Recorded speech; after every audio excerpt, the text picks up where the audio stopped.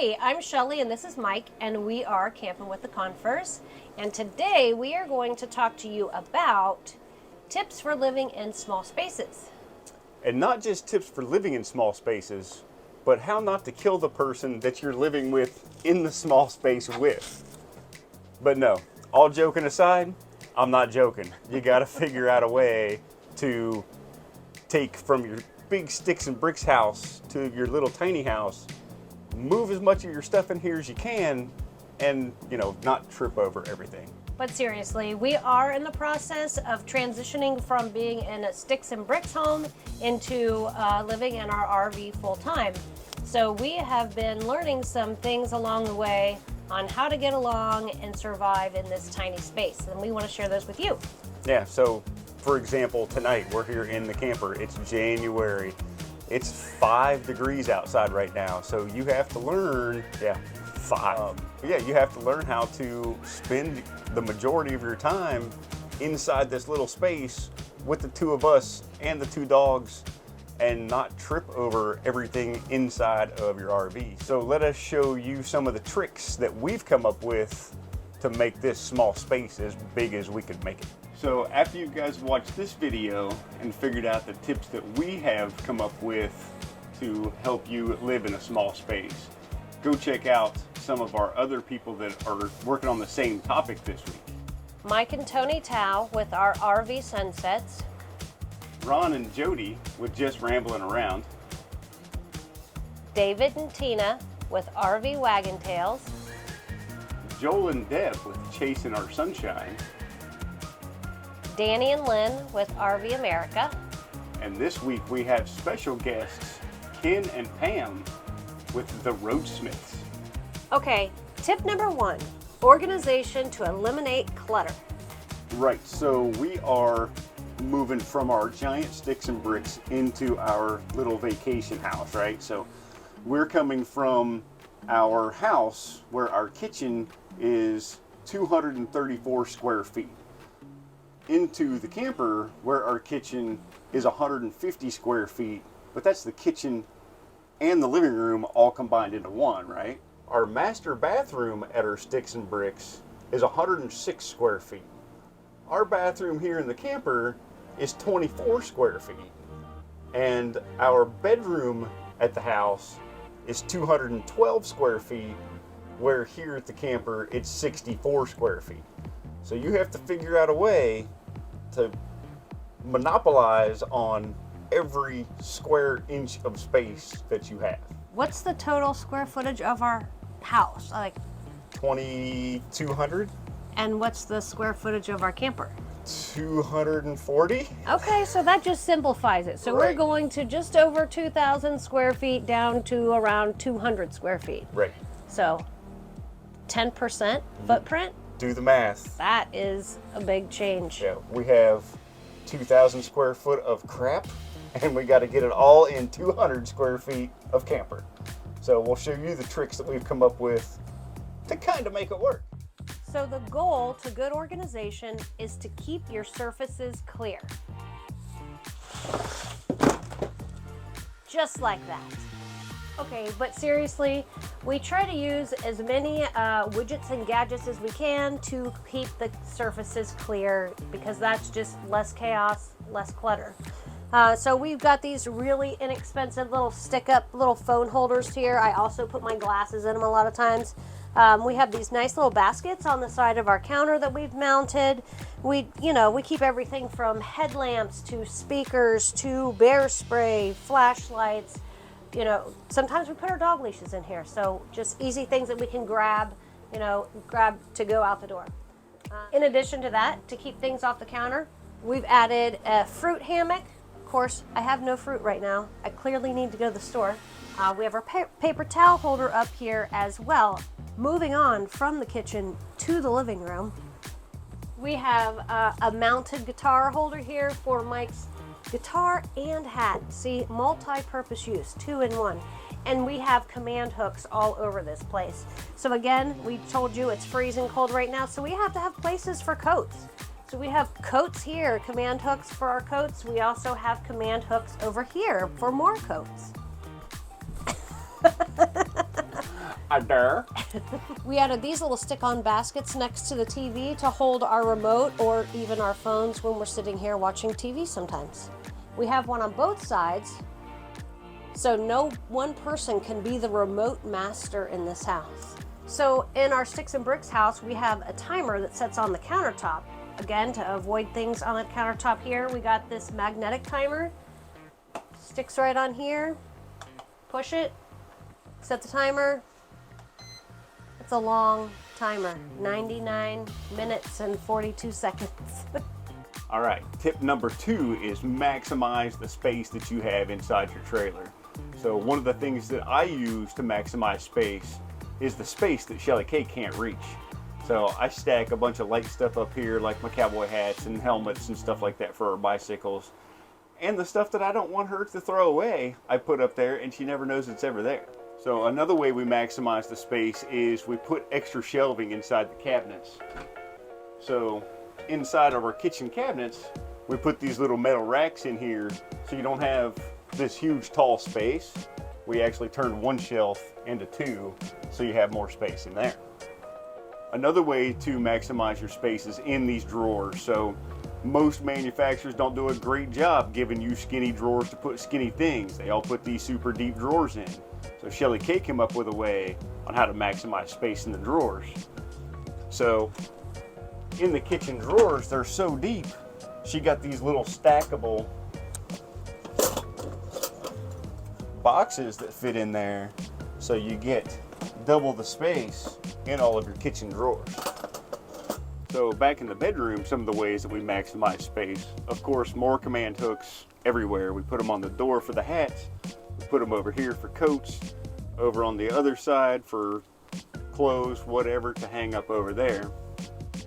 In the side cabinets, when it came from the manufacturer, it's just one big cabinet. I built these little shelves in here to give us a double stacked shelf in this side.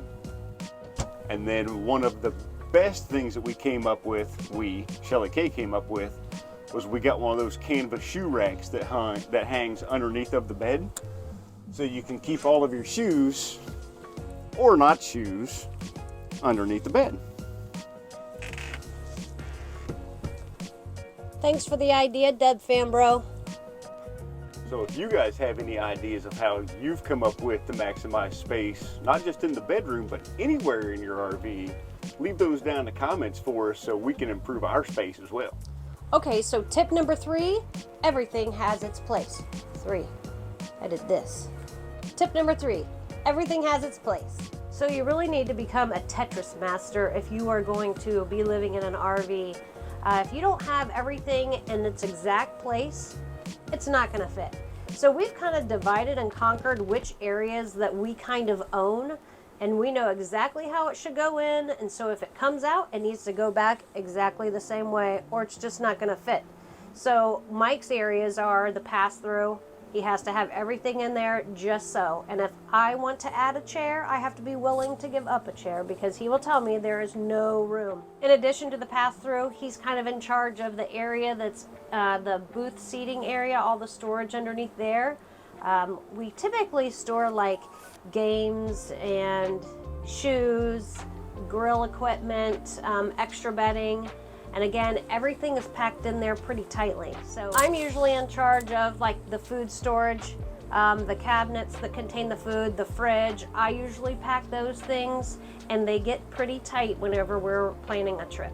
And lastly, the big storage space for us is under the bed. So our under the bed storage seems to be seasonal. It depends on what's going on. If it's summertime, then we usually pack our stand-up paddle boards under there. If it's wintertime, it's more for like extra bedding and coats and things like that. So do you guys play the Tetris game in your RV? Are you always looking for places to put things? If you have any ideas we haven't thought of, please put it in the comments below. All right, so while we're talking about maximizing space, let me show you how we cram stuff into every little nook and cranny of this RV. So I'm going to lift up the cushion on the U-shaped dinette here and just show you one side of what we've got going on in here. So on the one side, excuse me, Dingy, you take out your plywood. And if you haven't seen our hack that we built for the bike racks, the turn our U-shaped dinette into a bike rack, check out that video too, because this thing works pretty sweet. Move, Dingy. On travel days. Move, Dingy. So, just in this one pass through, we have 1, 2, 3, 4, 5 or 6 pairs of shoes, badminton rackets, all kinds of yard games back here in a tub. So if you can imagine trying to come through this little door down here to get your pickleball paddles out, I don't know about you guys, but I don't fit through that hole. So you got to take the lid off to get that stuff out. So tip number 4. Tip number 4 is learn to get good at yoga. So getting stuff out of tight spaces, you know, making the bed, accessing underneath of the bed, and what we like to call the bathroom dancing. Not to be mistaken with ballroom dancing, but in the bathroom, it's a pretty tight space. You get 2 people in there in that little sink, it makes it pretty fun to get in and try to brush your teeth or somebody taking a shower. So a few closing tips that we've come up with, just random thoughts of things we thought we would share with you guys. Really important, be patient with the person that you're in this place, or in this tiny space with. And with yourself, really. Right. Not just with each other. Yeah, a very wise man once told me, Mr. Mike Towle, everything is a little bit harder when you're in an RV. It doesn't matter if you're taking a shower or if you're putting your laundry away or just cooking supper. Everything in a small space is just a little bit harder. So be patient with whoever it is that you're in your RV with. Yeah, and just some basic closing tips that we thought of. You have to see, you seem to have to clean a little more often, especially when you have pets. Especially when you have a red. Yes, the dog hair just collects that much faster. Right. And do periodic purges of your stuff.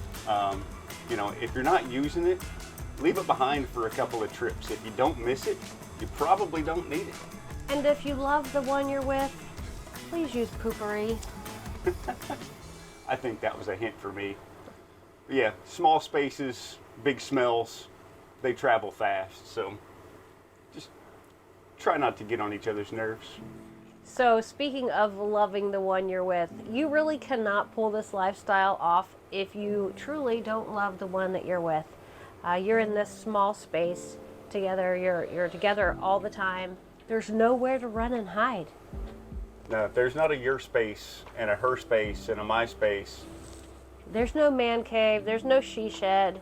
Yeah, you are in it to win it, so. And I think that it's more of a preface. It's not like, it's more like if you don't get along, don't do this lifestyle, because it's not gonna work. It's not even like you're already in it, now learn to live with each other. It's not Right. like that. It doesn't work that way. No.